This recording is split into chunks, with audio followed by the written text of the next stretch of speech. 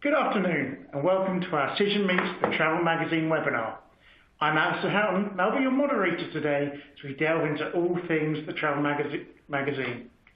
I don't know about you, but as my train passes Luton Airport during a dark morning commute to Cision HQ, hear the planes taking off as they jet to their various destinations, my mind immediately turns to sunshine, beaches, pina coladas, and everything else a world away from the 652 to London Bridge.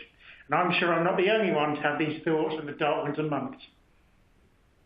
As we enter the key holiday booking period for 2019, it's time to ask, as PRs, how can you ensure that your brand or client's destinations and packages are recommended by influential travel publications? I'm delighted to say that to help us find out, we're joined today by the Travel Magazine's editor, Sharron Livingston. Covering all things travel related, the title harnesses its social presence, which includes over 2.75 million Twitter followers, to present everything from reviews, top tips and travel guides. Over the course of the next hour or so, we'll find out from Sharron how the team at the Travel Magazine work, what they're looking for in their content, and how PRs can best go about pitching to her and the team. Towards the end of the webinar, I'll be putting your questions to Sharron, so please use the Q&A box you can see on your screen throughout the session to enter your questions, and we'll get through as many as we can. Anyway, that's enough from me. Sharron, it's over to you. Thank you, Alistair. That's quite an introduction. I'd add margaritas to that as well. I have those things on my mind every single day.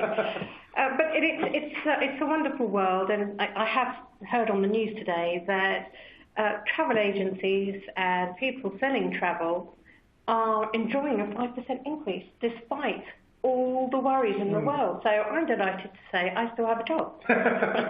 and hopefully everybody in the travel industry is buoyant right now. So I'll tell you a little bit about the Travel Magazine. It is a travel portal. I like to think it's highly informative, upbeat and inspirational. And it's for people generally who love to travel.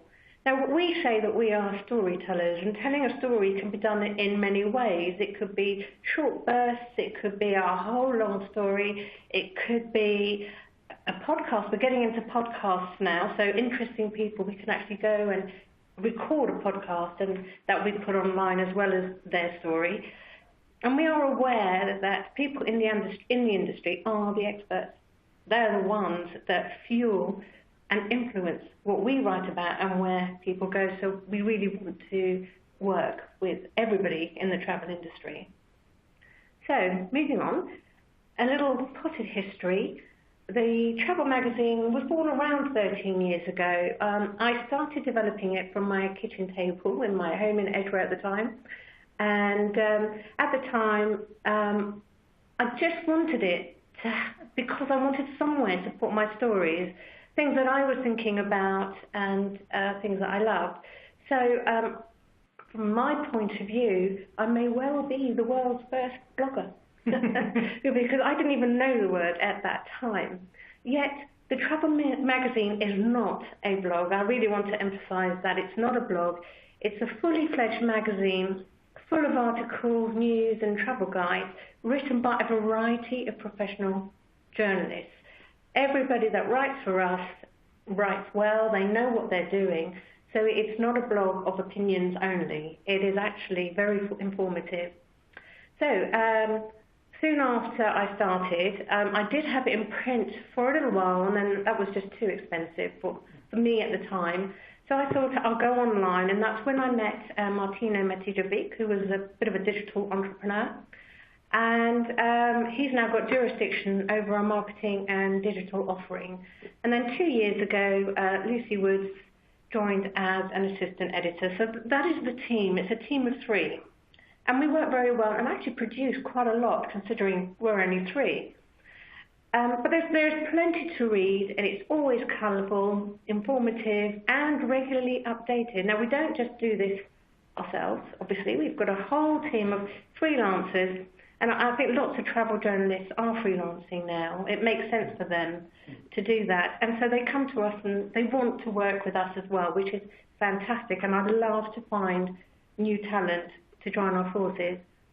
As for the tone of the magazine, I would liken it to easy listening music.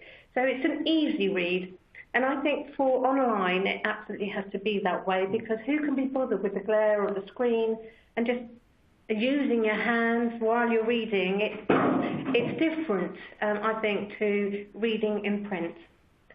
So I think we might have got the tone right, but I'm happy for any suggestions. So it's been going now for 13 years. It's one hell of a long time, and it's been growing. So it went from from me doing it on my own in the kitchen, and now it's one of the top 10% of social media influencers, which is also a word that's come about, in recent years, and was certainly not around when I started out in writing. So it's great to know that we're in on what's modern. And so that's great. And the source of that actually was from Cloud. That's where we got that from. So what do we do? So although we are storytellers, we are far, far more than that. We have a digital offering that we use to optimum effect. So you might call us digital marketeers. So if we accept a story, our team gets to work, and that's 3 of us, all on the same story. We're priming it for SEO, we're tweeting it, we're putting it on our Facebook page, we're showcasing images on Instagram, and we include it in our newsletter. And it may well be an ongoing thing as well. We may continue to tweet it a couple of months into the future. So it's not like print, we're there. And if it's a great article and we can see people are interested, we'll keep on tweeting it and talking about it. We'll find new ways of doing it. So in a way, we are marketers. And the good thing is that it gets seen by over 2 million followers globally. It may be more. I know we've got 2.5 million Twitter followers, but I think that it'll definitely be seen. Anything, any tweet, anything will be seen by 2 million or more. So I can say all that, but what are the numbers? Now, I've got these from analytics yesterday. So we have, on average, 160,000 unique visitors every month.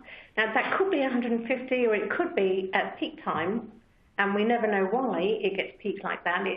It could be 180, but we're working to grow that. Obviously, that's what we want to do. So we have 180,000 impressions. Obviously, you know about the Twitter following, Facebook followers, 12,500, Instagram followers, and we also have a newsletter which gets sent out to around 6,000 at the moment, but that's growing. And all of them are GDPR compliant. And I know when I say that phrase, everyone's going, oh my goodness, GDPR, that's awful. So the growing numbers, it happens every day. Where every day we get a few more people. So we have a media pack online which anyone can access, and we will give out the information later. And because this changes every day or every month, and we update it regularly, you'll always know what our figures are at any time. Okay, so who are the people that visit us out of this 180,000? So, according to analytics, 13% are under 24, 39% are between 25 and 34, 18% 35 to 44, 15 45 to 54, and 10% 55 to 64, and older than that, well, it's just 5%. So, but what that tells us is that 72% are aged between 25 and 54, and they are the main travelling group. So that to us is really good news. And incidentally, 62.1% are female, so we now know who generally makes the decision in a household. So what do our readers like to read? So we have come up with a little grid here. Travel news and general info, they will pop back onto the site quite a lot. So that's the biggest capture. Luxury travel, well, that's growing on the website. And so we've got 51% of people like to read about that. We've got adventure travel at 51% as well. And everything else is read by people on an ad hoc basis. When they pop in, they'll have a look around the site. Generally, the ones in the newsletters will know what we've got new because we've been informed them. Twitter followers will know what's new as well. So people do pop in now, and not everyone, obviously, is interested in the same thing. But our sections are growing. We now have on foot, by train, and we've also got a beauty and wellness section, and that's not listed there at the moment, but these are new sections that have been added over the last few weeks. So hopefully our following will grow because it's now reaching a wider segment of the market. And finally, get in touch. We are travel@thetravelmagazine.net, and there you've got a picture of me, looking a little bit odd. There's Martino, he's our marketing director, and he's the one with the jurisdiction on the digital PR side of it, and our assistant Lucy, who generally does everything.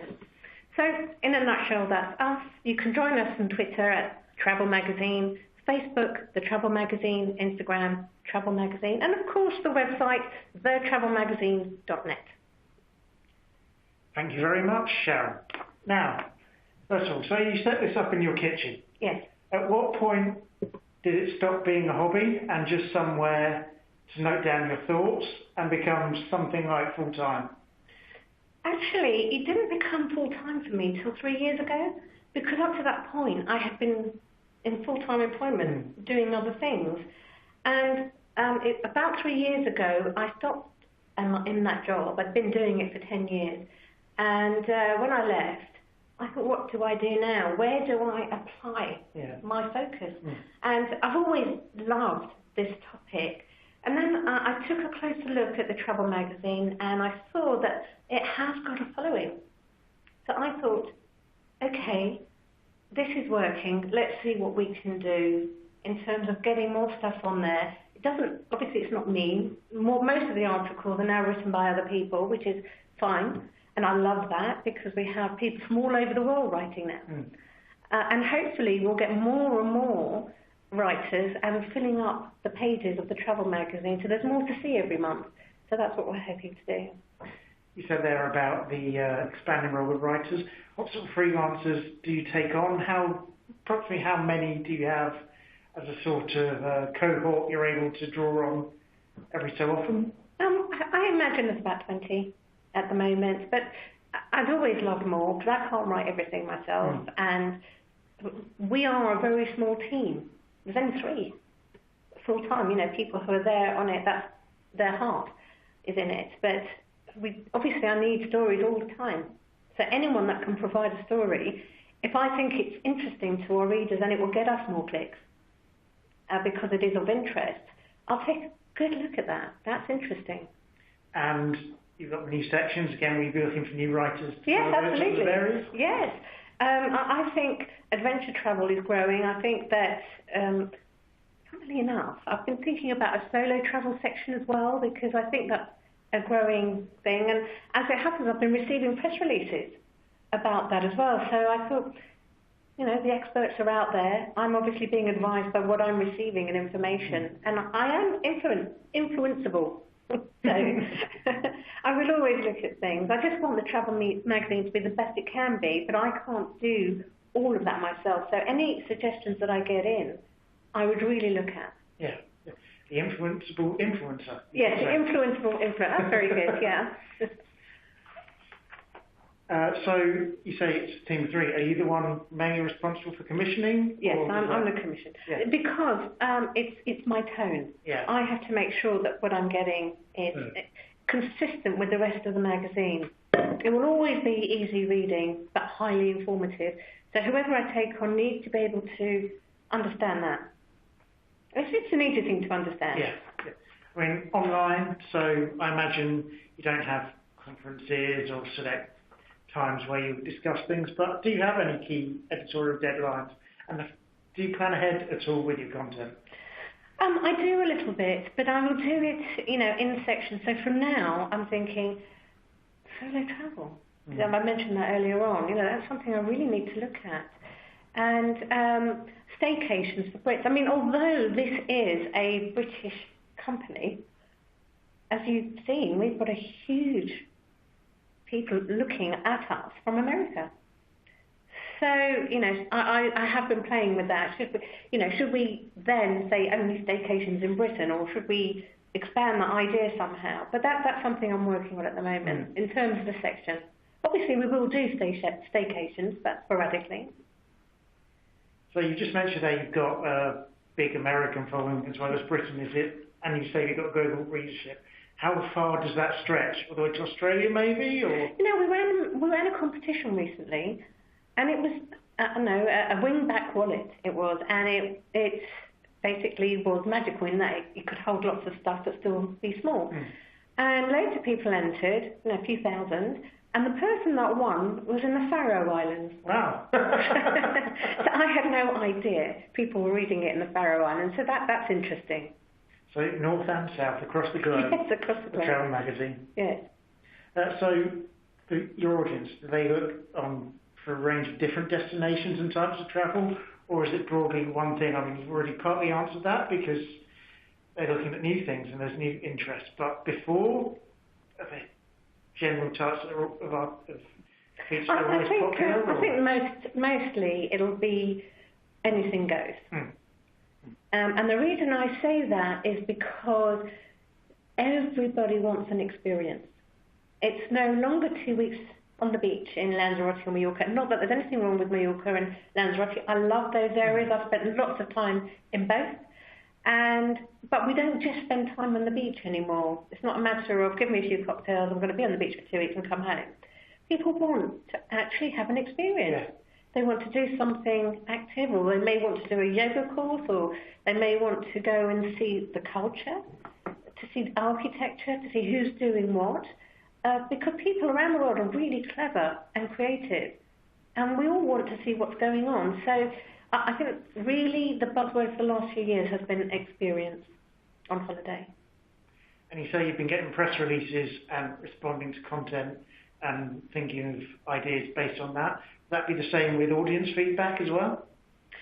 Well, the audience feedback, we don't really get lots of people saying, well, there is Ask the Editor, by the way, but they're looking for information. I mean, for instance, recently I've had 4 people asking me about how to get a visa for Vietnam. So we had written about that already, so I've now put that back up, to the beginning. So I realise now there's lots of people going to Vietnam, so sometimes we'll get things like that.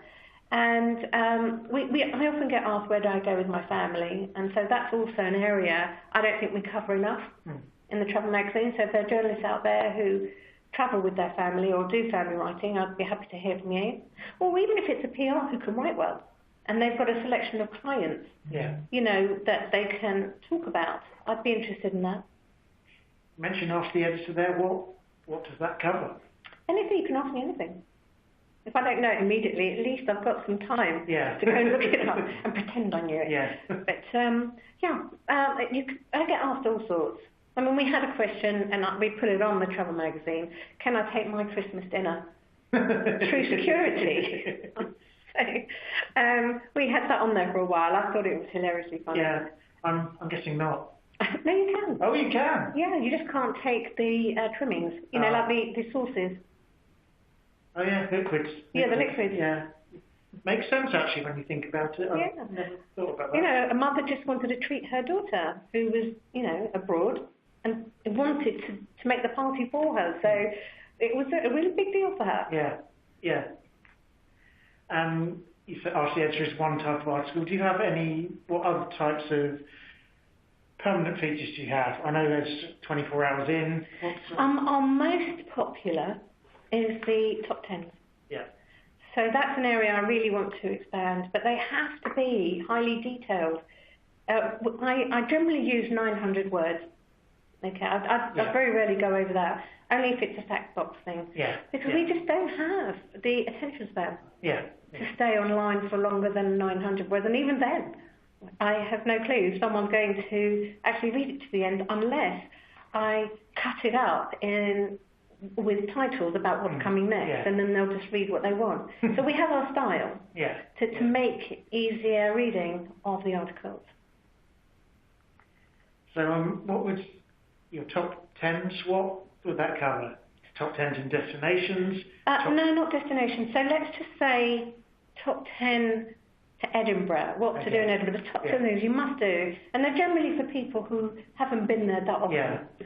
And so I will say, we suggest you stay here, we suggest you see this, you walk around that part, you eat there, you must get something that's indigenous to that area. You know, you've got to try it if you're there. So it'll be those kind of things. And is there one key ingredient which actually forms all part of your content? That's quite hard to answer. But I think in writing, there has to be a little bit of joie de vivre that comes out of it to liven up the person who's reading it so that they feel better than they did before they started reading it.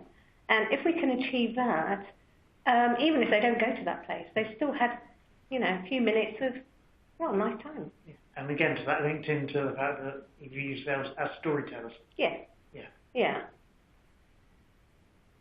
So are you always trying to vary the types of destinations and holidays which you feature? Or are they going to be, you said, the traditional summer beach holiday? Will you still focus on that a fair amount, or were you looking to diversify a bit more? In terms of, I think if we look through the website, I think you'd find a huge amount of diversity. I think right now one of our featured articles is about barrel rolling. And, that's unusual, but it's had so many clicks. So people are looking for something that's a bit different. We've got gullet sailing, in Turkey, around all the seas, the Aegean seas, and it just looks fantastic. The pictures are amazing. We've got photography in the Masai Mara, where you actually go and learn how to take photographs of those amazing animals out there. So these are the things we've got featured right now. That's pretty diverse. You're stuck for words. Yeah, I know. I never thought barrel rolling could be a travel thing, but what do I know? We've had cheese rolling on there. We've had ones where men carry their women across water competitions. It's a mad world. We've had, tomatina in Spain, where people throw tomatoes at each other. They have a whale of a time. It's an experience. So I know we often do media briefings, and often when journalists are asked what type of stories do you want, they always use the word quirky. Quirky is one of them, but we also want to know that there's also not so quirky as well. Not everybody's quirky. The youngsters tend to be. Yeah. The 24 upwards. But after a while, you want something different. And the good thing about our age group is that people do change in what they want. So I wouldn't go to Glastonbury now, but I would have done last year when I was 24. But you get it. Yeah. So, and we want different things at different times, but also in different times throughout the year. And so one experience just isn't enough for a year anymore. We're so intrepid, and we regard travel as life-affirming, educational, as well as fun. And those two things that I mentioned, life-affirming and educational, makes it fun. Yeah. And it's great to talk about it over dinner, isn't it? And what I'm going to say next is... I'm still completely thrown by barrel rolling, to be honest. You have to go online and have a look at that. I'm definitely, after this... You may want to go to that. Possibly. It might actually look quite fun. So, are you ever suggested a destination? Yes. And then you will pick a particular type of article or feature you're going to use to cover it? Say 24 hours in or the top 10? Quite often. If I'm only going to somewhere for a few days... then I might do a 24 hours in. I mean, I can't possibly know everything, but I will know the must-sees because that's my job. If it's a specific thing like barrel rolling, that might be an article of its own in one little town, and it'll be treated as a standalone article. There's also, obviously we have news as well. Sometimes in the new hotels that are coming up, if there are, let's say, I Actually, we did one to the Maldives.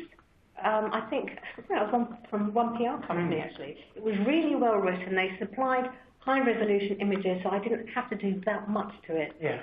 All I needed to do was change it a little bit so that if it got published somewhere else, it's not identical.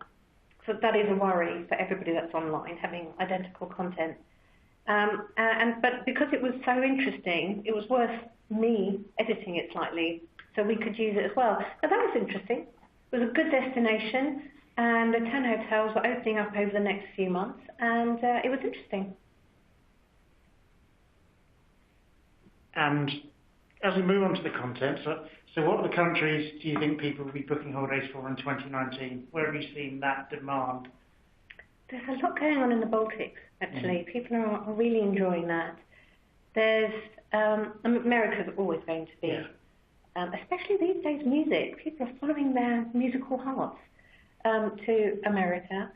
Funnily enough, the Middle East, a little bit. I think that's growing a bit. I mean, Dubai are really out there pushing it. So I think people are still going there, despite the fact that it's been a destination for a long time. I also think that the Canaries and the Balearic Islands will never go out of fashion, ever. And Naples is a good one. So I just think Georgia, with the capital Tbilisi, it's beautiful, people start going there. And cruising is a big one now. It's growing really quickly. Yeah. And the most popular ones are in the Baltics. So again, have you seen over time, you say you've been doing this 13 years, has there been a gradual shift from maybe more traditional places like Canary Islands, Balearics to the Baltics and Middle East, or has it been fairly constant? Well, things have gone on in the world that have influenced us. I don't know how old you are, but I remember a time when EasyJet wasn't really that popular. Yeah. But when it started to become popular, it became cheaper to go to Tallinn for a stag do than to stay at home. And so where the airlines go, they do open up destinations. So it's always worthwhile looking to see where they're going as well, where the airlines are now opening new routes to, because they will have fought for those routes. And so those places will follow on to become more popular because they're easy to get to. Oh, that's a new destination, let's have a look. Yeah. And so I will be influenced by that as well. So following the airlines in some Sometimes way. Because they are the experts. Yeah. I mean, there's a whole myriad of companies out there, from airlines to where people open up new hotels. They're all the experts. And not only that, sometimes they regenerate a place, like Detroit. The last 10 years, it's been probably the most regenerated city in America. And I was there recently, and it was fantastic. Yeah. They're mad about their football, soccer, and hockey. So they've got the stadiums there. They look fantastic. They've got some brilliant places to see now because they've made it happen. Yeah. And then, they want to tell the world. And it's good to go. And the funny thing is, when I got to the desk in the airline, in the airport, the guy behind the desk said, "What are you doing here?" I said, "Well, I'm just here to visit for a few days." He said, "Well, who comes to Detroit? And why would you come?" And I told him. And he said, "Okay then, tell the rest of the world." So here I am telling everyone. Well, I will be writing up, actually, because I was only there for 2 days, at 24 hours in Detroit. Yeah. So any help on that? Sure, send it to me. And then you mentioned there you'd also do travel news. What sort of breakdown is on the site of your workload is commissioning the features and then doing your own sort of travel news, keeping up to date with the key goings on? For example, if a drone is floating over an airport, for example. Yeah, we reported on that. We reported it when it happened in Gatwick, then it happened again in Heathrow, and yesterday the news on that was that EasyJet lost 15 million. Oof. Because of that. They had to cater for their travellers. And then, of course, they lost 5 million in revenue, so that didn't help. So, of course, it's a news item. So every day I try and put something new on there.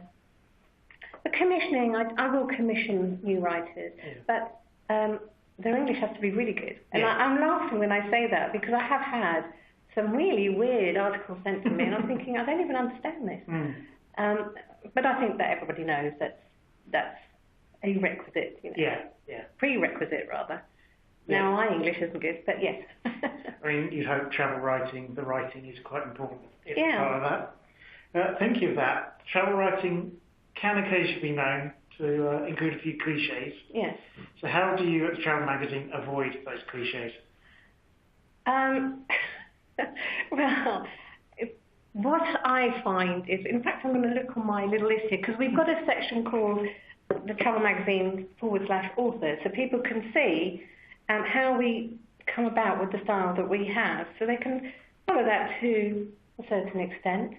So, and all our areas, by the way, I've put on a little note about them, so 24 hours in, how to write it, top 5s or 10s, how to write those, what's expected, hotel reviews, news items.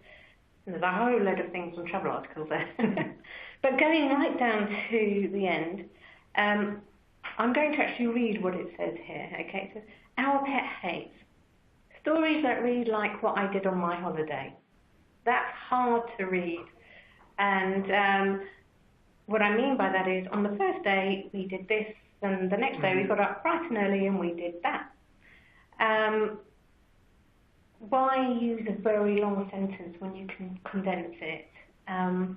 So there was a is better than it became apparent to me that in fact they were they.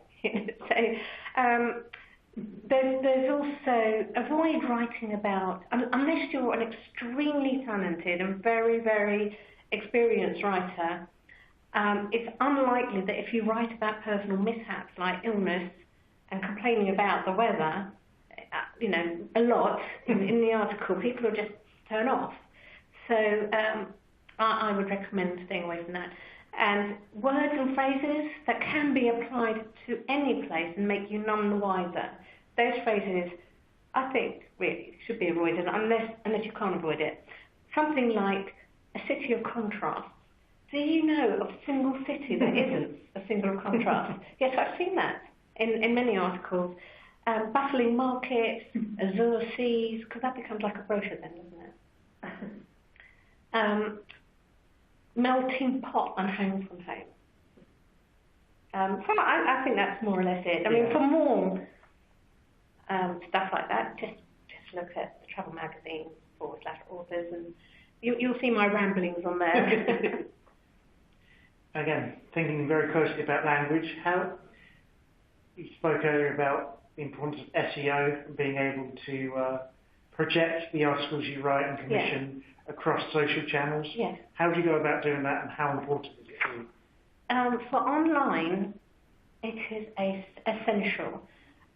There is no point having a fantastically written article illustrated with the most amazing high-resolution pictures if no one can find it. And so SEO for us, in case anyone doesn't know, it's search engine optimization, is our language to Google to match what we have with what people are looking for. So for us, it's extraordinarily important. Otherwise, who will find us? Very true, very true. Now, before we go on to working with PRs, I've just got to remind you that got questions coming in. That's great. We'd like to see more of them from you, because we'll be putting them to Sharron a little bit later on. So Sharron, the big thing everyone here really wants to know, how can they work with you? What's your relationship with PRs, and what opportunities are there for them to partner with you? Loads. One of the things that I'd like to see is, I want to receive your press release, and I receive lots of them. I don't reply, and sometimes I'm amiss at that, to every single one. But PRs are brilliant at following up. So I'm very pleased about that. So just follow up, send it to me. You never know what's going to strike a chord. In terms of partnering up with me, I'm not sure what that means. Does that mean that I will just run their press release? So I'd like an answer to that. Or working with them. In what way? To help produce the content for the site. So press release might be about one thing. You can maybe convert that into another article. If it's really interesting, and I feel I can get more readers because of it, I will make the effort. if it's not really interesting, or if it's something we could have written ourselves, like the top 5 cities in the world, I won't really look to rewrite that or use it, because it's not unusual in any way. So would you prefer suggestions rather than, say, a fully written press release or story of areas to cover? Suggestions are very good. I'll always look at that. In terms of what they will write about, if they want to write something, just put the bullet points of what they, like any journalist would do. Yeah. I will always ask for, if someone says to me, I'm going to Japan next week, can I write about it? But exactly what are you going to write? It's a big area, and you know, like food, what's the overall, are you going to do a top 10? What is it that you want to do? Just a quick flick. I know that there are so many publications out there, and if you did that for every single one of them, well, you'd never go home. I mean, I get that, but it's the only way I can decide if it's something I can use and it fits in. So what would be the ideal PR pitch for you, and is there anything that's definite no-no they shouldn't do? If it's badly written, which I doubt it would be, but if it was, that's hard to spend a lot of time on. And that's a lot of work for me. If it's an unusual, I mean, for instance, hotel openings, that to me is really interesting. Everybody wants to know about that. Anything that's brand new. In fact, I think a car company, and I mention this because it was just a car company, and they sent, not just, but they weren't in the travel industry particularly, and they wanted to do the most photographed and unusual forests of the world. So someone out there collated all of that information. I'd never thought to do that. And it was immensely popular, and I was really pleased that I had written that. I had, written it in so it fits in with the travel magazine. It was really good. Yeah. So again, unusual, quirky things. That was, yes. I won't say ever no to anything quirky, but I don't want either to have the staples in travel to be ignored. Yeah. Because we have to include that, so one way or another. They'll have to go in there. Yeah. You've spoken earlier about expanding to, say, health, beauty, travel, experiences, solo travel. Yeah. What sort of areas are you looking to run in those in the upcoming months? Well, everywhere. I mean, obviously I'll stay away from war zones. Apart from that, the whole world is out there to be explored. I mean, some people spend all their time travelling. Lucky them. And they'll just go anywhere and everywhere. So I don't really think there's any way you shouldn't go. And obviously, sometimes you'll be pitched or offered press trips. How important are they to? Oh, we love them. We love them. We can do really good work with press trips. We have our own ways of applying words to our experiences. So yeah, we love them. We're always interested in that. Always. And are there any materials and things that PRs can send over which are really big help to you? For example, high-res images. Well, images are everything. Yeah. If they've got a high-res image, hey, send it over. We'll put it on Instagram. And when we divert our Instagram readers to the website, that'll be the image that will entice them. So that's really worth it. Also on Twitter and Facebook, they're all loved. People love pictures. Yeah. And I'm thinking actually that I might do photo essays on the travel magazine. I think we're working on one or two of them. One in New York and I think somewhere in the New Forest. So I've got 2 people working on that. I think they would be very popular. But I'm experimenting, so let's see what happens. And you mentioned this earlier, but are you looking again for pitches and maybe suggestions from a different point of view? So as you mentioned there, you had a lot of American readers, and you can maybe do staycations in America for American readers rather than just necessarily going to America from abroad. Yeah. What do you think? I should call it staycations for Americans? I'm probably not going to copyright that or trademark that anytime soon. But well, it's an idea. Or we might just put, a destination in America and just leave it at that, and then Americans can go and visit it. It's just staycation seems to be a very widely used word in Britain, so it makes sense to use that alongside a feature related to Britain. Okay. So more UK based rather than US. I think for the Americans it would have to be home vacations. Yeah. in America or something like that. I don't know. They can advise me. But we will write about anything to do with travel. And that's really interesting.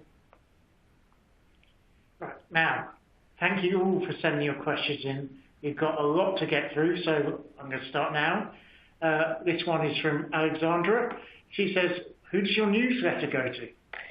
Well, it could go to anyone that signs up, Alexandra, so you can sign up and you'll receive it too. How to do it you'll find online. But in terms of everybody else, it's our readers. Our readers will sign up because it's available. The opportunity is available to do so on the website. So we get a lot of those. And we're hoping that will grow. So we're doing a big push on that as well. Because obviously the newsletter is, well, it's a fantastic vehicle. So please do sign up.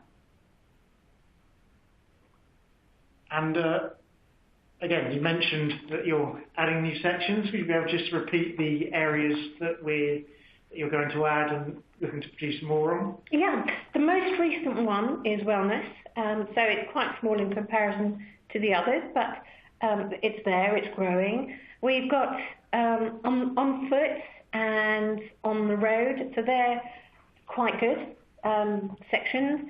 We've got a cruising section, we've got a news section, we've got our top 10s, we've got the 24 hours in, and hopefully as we become more creative there'll be more sections. But if you've got a suggestion, please let me know. This one's from Jamie. He says, thanks for the information, Sharron. I work with a few travel clients. What sort of content do you like to receive from them? Survey-based stories, trade news, interviews with their CEOs, etc. Jamie, there's one thing I do need to mention, and it's the fact that sometimes a release is written like a brochure. So for me, that's a huge amount of work to turn it into a story. Now remember, I said earlier that 3 of us will be working on every single article. Nothing gets missed. It all is written up in SEO in the tone that we have. It then gets marketed digitally for such a long time. So just bear that in mind. We are doing podcasts now. You'll find a couple of them. We did one for a service company called Car and Away. We've done another one for Fort Lauderdale. I think if you look around the site, you'll see a smattering of them. And if we haven't got a section on our podcast yet, Martina, if you're listening, could we have one, please? You mentioned podcasts there. What you tend to look for when producing it or signing up someone for a podcast? Well, for that, it would have to be an interesting story. Yeah. And I can't really explain what interesting means because we all have a different idea of that. But generally, CEOs will have gone through quite a bit to achieve what they want. Or if it's a brand new idea that is just so compelling that you need to tell everyone, that would be good as well. Like a new app, and it's just so sensational, it really will change your life. I mean, I would actually travel somewhere to meet that person and do a podcast about that. So it can be anything travel related? Anything travel related, yes. That's good. Another one from Jamie here. What advice would you give to a young writer who works in PR but dreams of being a travel journalist one day? I'll tell you what, Jamie, email me and we can talk about it. This one is from Nikita. What's your advice to PRs pitching travel-related stories for press trips? Just send the information in an email, and we'll ask questions back to you if we need to find out more information, and then we can take it forward. You will always get an answer, so I won't ignore it. Hannah from Rooster PR says many journalists at the moment have strong opinions on Instagram. Do you have a stance on this? On other people's Instagram? So I would assume perhaps that's referring to influencers and... I don't have a stance on it, each to their own. Yeah. We do what we do. We have our own value system. We do everything with integrity. and everything that goes out is because it's worthy of that. Yeah. And that's it. I mean, we've even had people who are willing to pay us money, and I've had to say, I'm sorry, we can't put that in because I don't rate what that is. And I hate doing that. And imagine having to turn away money, but we do on occasions. Thankfully, not that often. But regarding what other people do, well, that's their business. So again, anything Instagram-based or even social-based, it really has to fit the tone. Yes, it fits the tone. I mean, we are a professional company, so you wouldn't get, some scenes that you might get in others, because where it's a destination all about the experience of what's happening in that destination. I mean, I think we recently put out on Instagram, Lucy that was, she actually did a bungee jump, and it just went on and on and on and on. Well, I look at it and I'm feeling quite sick, but for her it was great fun. So, that's an experience. And we were happy to put that out, and that seemed to be quite popular with, people. Even if they would never do it in a million years, they would look at it. Yeah. So, I'm not going to say viral content, because I'm trying to get something to go viral, but things that people actually want to look at. Well, they want to look at people doing mad things.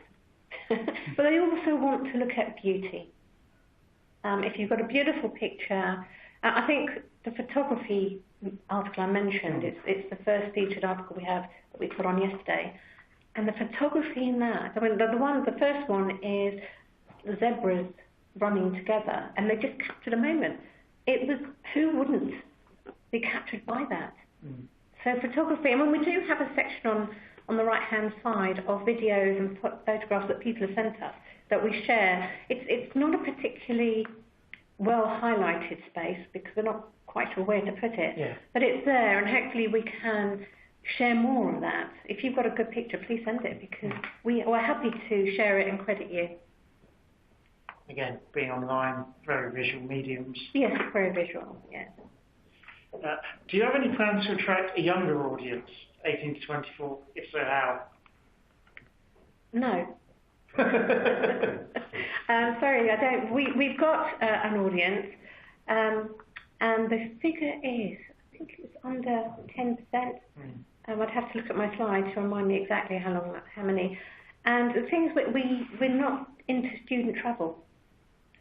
So, and I don't plan that yet unless something changes and I feel that it's compelling to have it.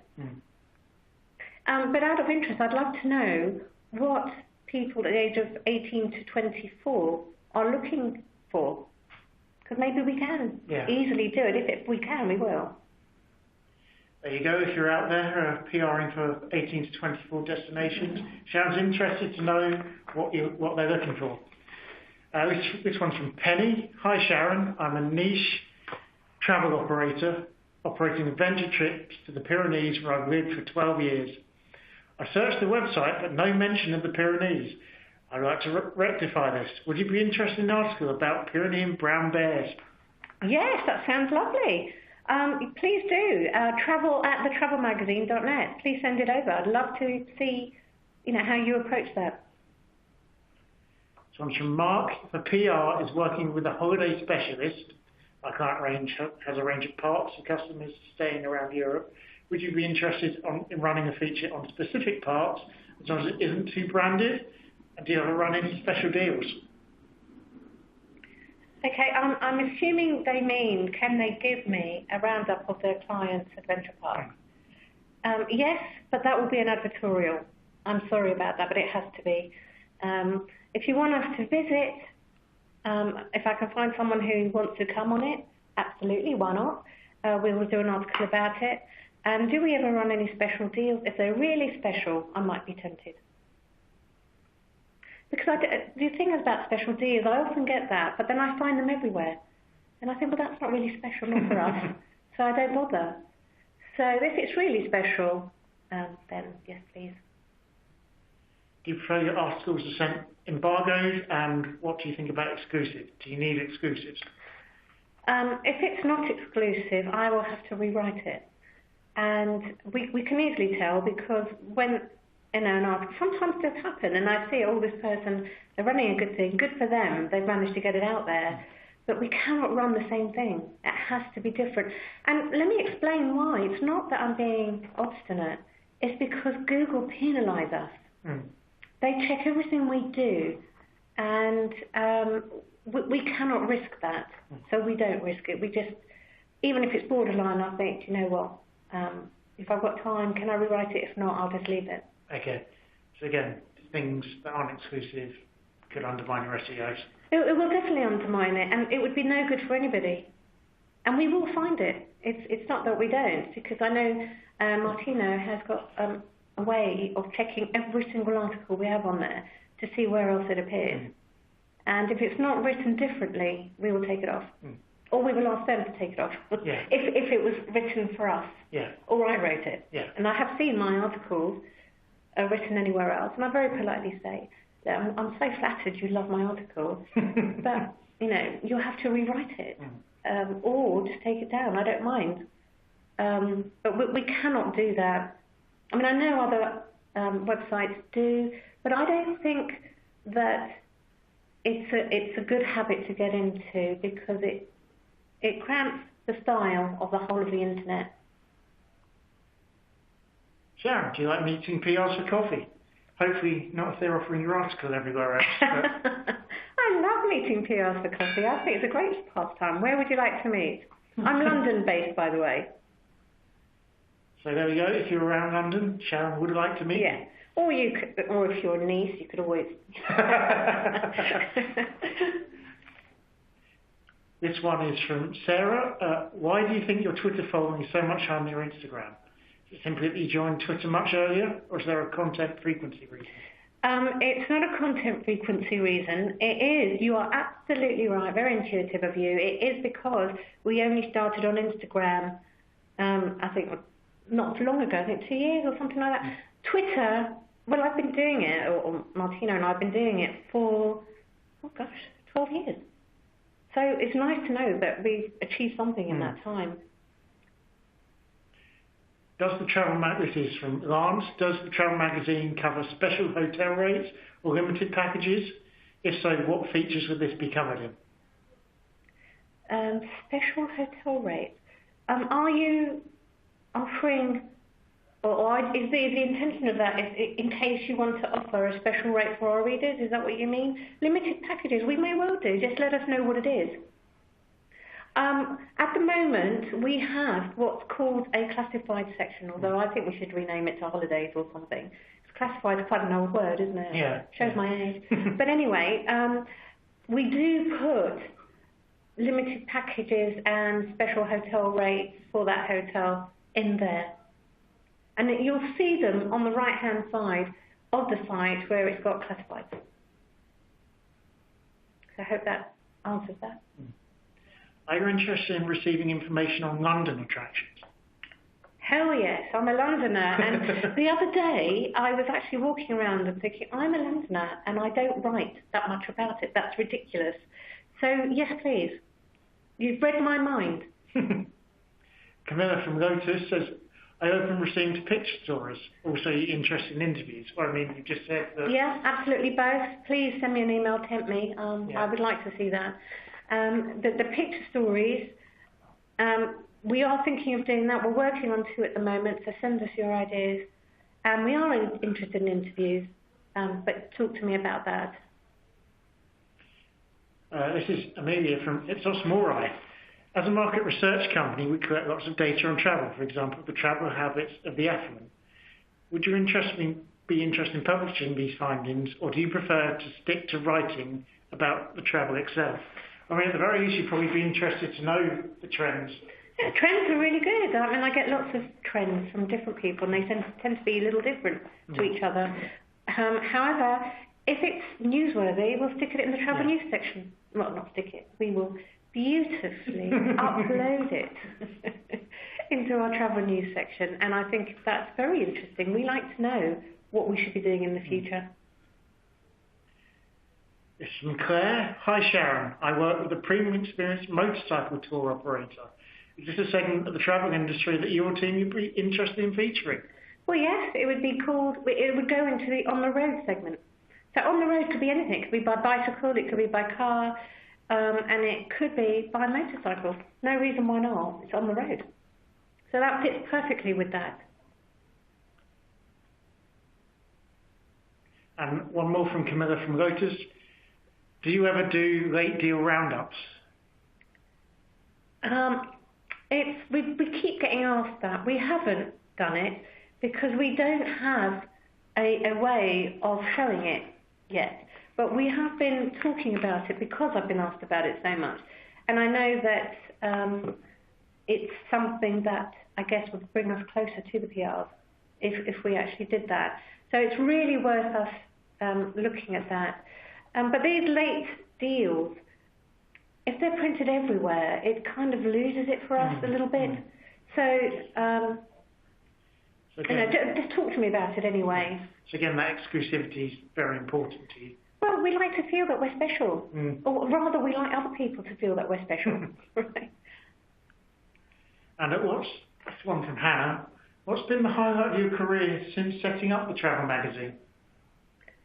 This is going to sound a bit weird, but I actually think my highlight was setting it up. That moment of excitement of setting up something new. And I still haven't lost that. That feeling is still with me. And, as an extension of that, I have probably been on hundreds, maybe thousands of flights. Every single time I sit in my seat, even in economy or right at the back, it doesn't matter where, I feel butterflies in my stomach. And I don't think that will ever go. I hope not anyway, because it's a really nice thing to have. Thank you everyone for sending in questions. I'm having an extension of that for my final question of the day. You've been to a lot of great places since setting up the magazine and love travelling. Is there one place you'd really like to visit that you've not been able to see yet? Do you know, I've never been to Australia. And every year I say I'm going to Australia. And I think one of the reasons I haven't been is because I want to go for 5 weeks and I so far haven't found an opportunity to just take off for 5 weeks. However, it's always next year. So not this year then? Maybe. Actually, we are already in this year, aren't we, in 2019. So maybe 2019 will be the year that I go and spend 5 weeks in Australia. I've have to have been to Australia. It's a very lovely country. Where did you go? Perth. Oh, fantastic. Yeah, I was at the Ashes last year, but we won't mention what happened in that game. It wasn't the greatest watch for an England fan. Oh dear. So you went for the experience, yeah, didn't you? Yeah. There you go. The experience of watching England. You are the prime modern day traveller. Well, Sharron, thank you so much for coming. Again, here's put details on how you can get in contact with the team and how you can get in contact. Any final thoughts from you? Well, if you're going on holiday, bon voyage. And hopefully, if we can help with information, please get in touch. It's great, Sharron. Thank you very much for coming. Thank you to everyone here for joining the webinar. I hope it's been very useful, and you've got some great information now to be able to pitch to Sharron, get your destinations, trips, etc. into the travel magazine.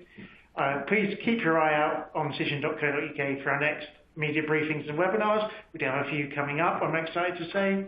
And until next time, thank you very much. Bye-bye.